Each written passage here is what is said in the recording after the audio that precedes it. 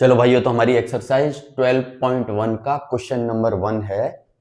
To cubes each of volume 64 centimetre cube are joint end to end, यानी दो cube हैं, हर एक का वॉल्यूम कितना है 64 सेंटीमीटर क्यूब है, और उन दोनों को एंड टू एंड जोड़ दिया। Find the surface area of the resulting cuboid. और इस तरीके से जोड़ने से जो क्यूबॉइड बनेगा, उस क्यूबॉइड का हमको सरफेस एरिया बताना है। तो देखो कैसे समझते हैं। ये मेरे पास एक क्यूब है, ठीक है। इसका वॉल्यूम कितना है 64 सेंटीमीटर क्यूब। क्लियर। ये दूसरा क्यूब है, सेम वॉल्यूम का, सेम साइज, सेम शेप, सब कुछ सेम है, ठीक है, वॉल्यूम भी सेम है। क्लियर। तो ये दो क्यूब्स हैं हमारे पास में, और हर एक का वॉल्यूम हमको पता चल गया 64 सेंटीमीटर क्यूब है। तो सबसे पहले समझते हैं कि भाई क्यूब का वॉल्यूम होता क्या है। तो हम जानते हैं वॉल्यूम ऑफ क्यूब, क्या पढ़ा आपने, साइड का क्यूब होता है ना। L cube, L into L into L, मान लो एल लेंथ है, विड्थ है, और एल ही क्या है, हाइट है, तो साइड का क्यूब निकल के आएगा। और वॉल्यूम हमको दे दिया क्वेश्चन में 64 सेंटीमीटर क्यूब, इसका मतलब साइड का क्यूब बराबर 64। ठीक है कि नहीं है। तो वॉल्यूम को मैंने 64 के बराबर कर दिया, because it is given in the question.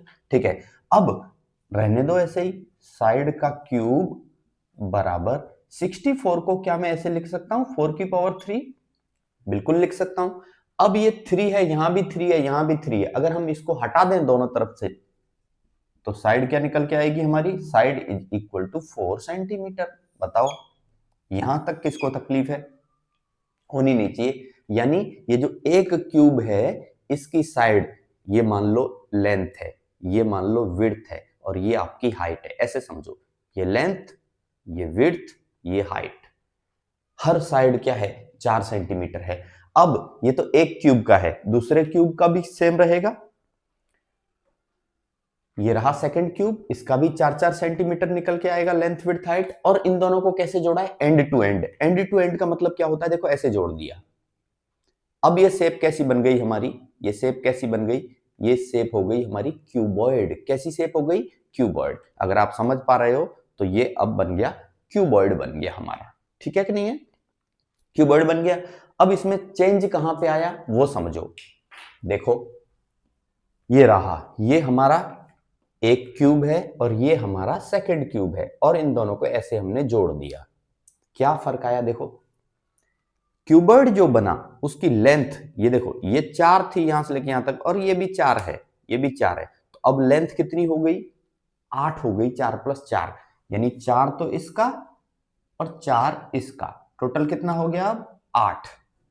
और विड्थ, विड्थ पे कोई फर्क पड़ा क्या, देखो तो विड्थ ये रही, ये लेंथ हो गई, ये विड्थ हो गई, विड्थ पे कोई फर्क नहीं पड़ा। विड्थ पहले भी 4 थी, विड्थ अभी भी हमारी कितनी है, 4 है। तो ये जो विड्थ है ये हमारी अभी भी 4 है। अच्छा, हाइट पे कोई फर्क पड़ा क्या, जब अकेला था तब भी हाइट कितनी थी, 4 थी, जब दो को जोड़ दिया अभी भी हाइट कितनी है, 4 है। तो हाइट पे कोई फर्क नहीं पड़ा, हाइट अभी भी क्या है हमारी, 4 है। क्लियर है। तो ऐसी शेप जो बन रही है ये बन गया हमारा क्यूबॉइड। तो हमको समझ में आ गया कि क्यूबॉइड की जो लेंथ है वो हो गई 8, विड्थ पे कोई फर्क नहीं पड़ा, 4 ही रही, और हाइट पे कोई फर्क नहीं पड़ा, 4 ही रही। ठीक है, चलो अब हमसे कहा गया था surface area of the resulting cuboid. तो क्यूबॉइड का सरफेस एरिया हम जानते हैं,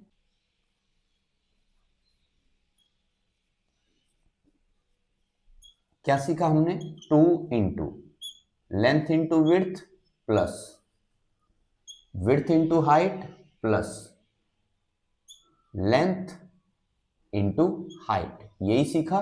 लगा दो भाई, 2 into length into width, length अब कितना लेंगे 8, विड्थ कितना है 4, तो 8 into 4 plus width into height, width कितना है 4, हाइट भी कितना है 4,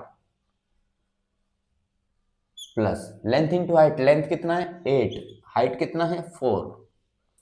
और अब ये किस में आएगा, हम एरिया निकाल रहे हैं और पूरा सेंटीमीटर में है, तो किस में आएगा, सेंटीमीटर स्क्वायर में। ठीक है, चलो करो जल्दी से। 2 into 8 into 4 32 plus 4 into 4 16 plus 8 into 4 32, क्या आएगा 2 इंटू, इसे सॉल्व करो 80 बनेगा,